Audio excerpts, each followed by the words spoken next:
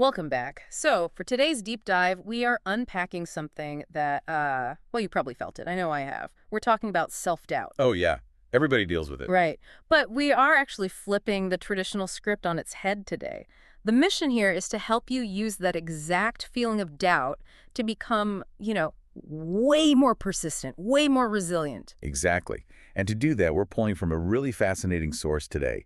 We've got insights from former Navy SEALs, and they're arguing that we should actually be embracing self-doubt, not running away from it. Which sounds completely wild at first. But to kick us off, there's this quote often attributed to Steve Jobs, and I'm paraphrasing here, but it basically says that the line between massive success and utter failure is just perseverance. Yeah, it's just mathematics at that point. Right. Like if you just keep taking steps forward, no matter how ugly or slow they are, you still mathematically have a chance. But the literal second you quit, that's it. All hope is lost. The probability of success drops to absolute zero. It becomes a binary thing. You're either in the game or you're out. Okay, let's unpack this. Because nobody starts a massive project, whether that's launching a startup or writing a book, with the intention of giving up. But then you hit a wall, right? The funding dries up, the spreadsheet breaks, and naturally doubt sets in. Yeah, it's a predictable cascade effect. Yeah. And the source details exactly how this works. Doubt isn't just an emotion. It acts like a slow leak in a high-pressure tire. Oh, I like that visual. Right. So when doubt sets in, it starts actively draining your willpower. And once the willpower is gone, your determination erodes. It just chips away at it. Exactly. And without determination, your daily motivation vanishes completely. So when you have zero motivation left, your body and mind just shut down. You quit. Which guarantees failure. It's this whole waterfall effect. And because we subconsciously know that doubt is at the very top of that waterfall, we've developed a complete phobia of it. Oh, 100%. We treat it like an infection. Yeah. We think the only way to chase a goal is with blinding 24/7 confidence. So the second that little voice is like, hey, maybe you actually can't do this, we panic. We force a smile, we repeat positive affirmations, and we just desperately try to shove the self-doubt into a dark closet and lock the door. Which is the fundamental flaw in our entire approach. And the reality check from these guys who operate in the most extreme environments on Earth is that you absolutely shouldn't be avoiding it. You shouldn't try to hide it. No, not at all. Because doubt isn't a disease, It's not a sign of weakness. It's a built-in biological guarantee whenever you try to accomplish something hard. It's like, it makes me think about trying to hold a giant beach ball underwater. Oh, yeah, that's a good analogy. Right. Like, Yeah. you can do it for a little while, but it takes an enormous amount of energy to keep shoving it down. Energy you should probably be using to actually swim forward. And eventually, your arms get tired, you slip, and the thing comes launching out of the water and smacks you in the face. It seems so much easier to just let it float right beside you. But actually, wait, let me push back on this for a second. Yeah, go for it. Because we just said that doubt is the leak in the tire, right? It drains our willpower. So if it's actively draining our motivation, how can we possibly just accept it? If I let the beach ball of doubt just float next to me, isn't it going to sit there and sink my goals anyway? What's fascinating here is that the danger isn't the doubt itself. Okay. The danger is entirely in how your brain interprets the doubt. Most of us see it as a final verdict. We think the universe is handing down an objective measurement telling us you don't have what it takes. Ah, I see. We think the feeling of doubt means we're actually going to fail. We confuse the two.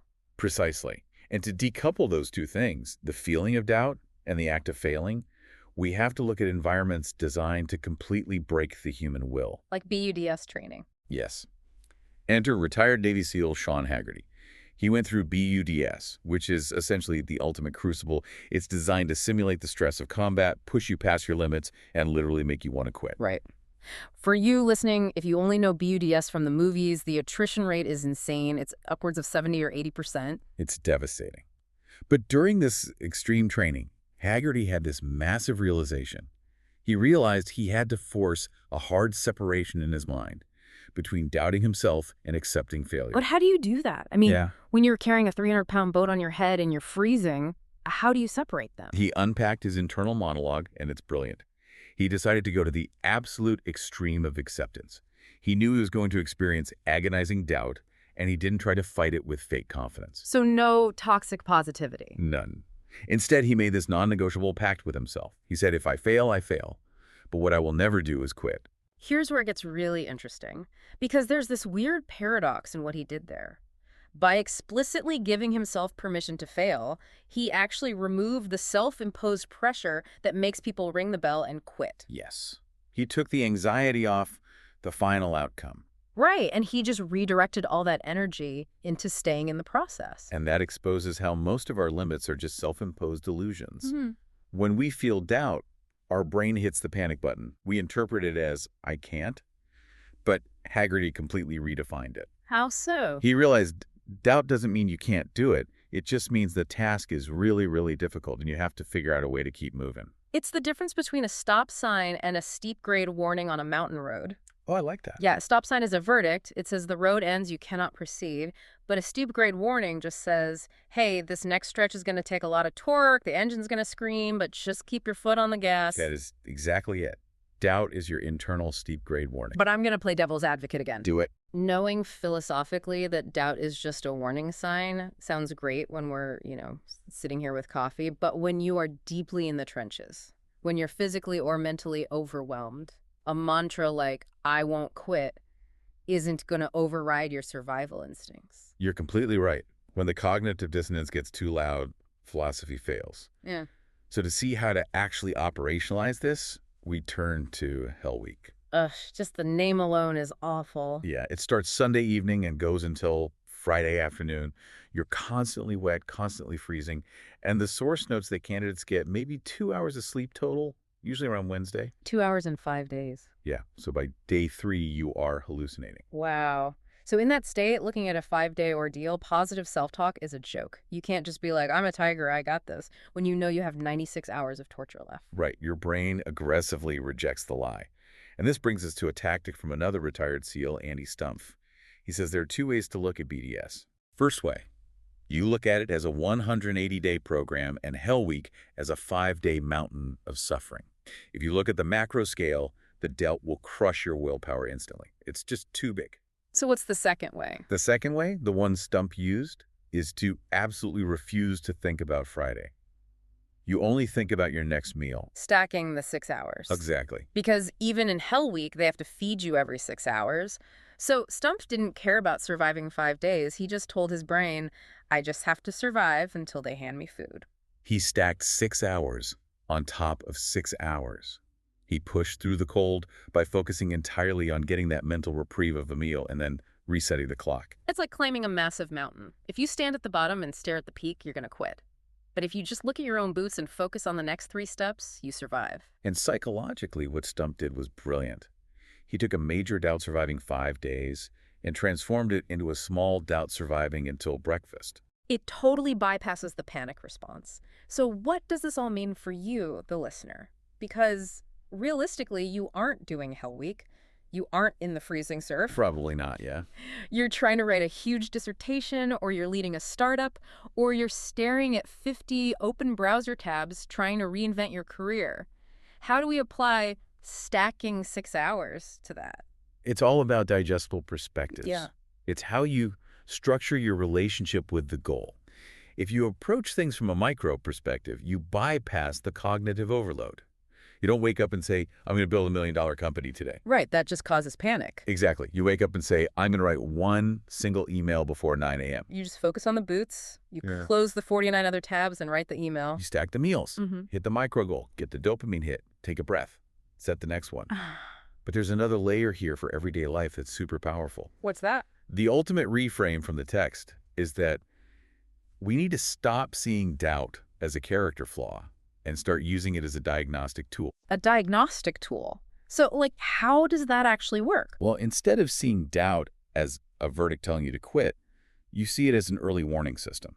Right. It's an indicator that you need to adapt, innovate, or optimize something before the doubt gets so overwhelming that you actually do quit. Oh. It's exactly like a check engine light on a car. Yes. Perfect analogy. When you're driving and that yellow light comes on, you don't instantly pull over, throw your keys in the woods, and abandon the car. I mean, I hope you don't. Right. You don't view the light as a verdict that you're a terrible driver. It's just the car saying, hey, long journey ahead, but something under the hood needs attention. Check the oil, check the tires. You fix the small problem and you keep driving. That is the exact way to contextualize it. Self-doubt is your psychological check engine light. When you feel it, it's just your subconscious saying, hey, this current strategy isn't working perfectly. Or maybe you're just fatigued. Exactly. You're fatigued, you're lacking a resource, or your perspective got way too broad. It's an invitation to innovate. You adjust the strategy before the engine blows up. Yes, you acknowledge it, decode what it means, and calibrate. Man, this is such a paradigm shift, because if we really internalize what Haggerty and Stump did, doubting yourself isn't a red flag. It doesn't mean you're an imposter. It just means you are trying to accomplish something highly difficult. Which is the ultimate silver lining here. The source's final conclusion is that self-doubt is actually a really good thing, because it proves you're attempting something worthwhile. You're stretching your capabilities. If you never feel doubt, you're probably just coasting on a flat, safe road. Precisely. And that actually leads me to a final thought I want to leave you with. We spent this whole time talking about our own internal doubt. But think about the people around you. Your team, your partner, your kids. Oh, that's interesting. When they come to us and express self-doubt, our instinct is to rush in and erase it. Right? We say, "You're amazing, don't worry." But if experiencing self-doubt is the primary indicator that you are attempting something truly worthwhile, well, what does a complete lack of doubt say about the goals you're currently setting for yourself? Are you really pushing your limits, or are you just playing it safe? Wow. Are you just playing it safe? That completely flips how I'll think about my own goals and how I react to other people's doubt. Instead of just hyping them up, maybe we need to help them look under the hood. Exactly. Well, that's a question that'll definitely stick with you. The next time you feel that heavy beach ball of doubt, don't waste your energy trying to drown it. Just shrink your world. Focus on the next few steps and keep your foot on the gas. Thank you so much for joining us on this deep dive. Now go check your engine and tackle that next big goal. We'll catch you next time.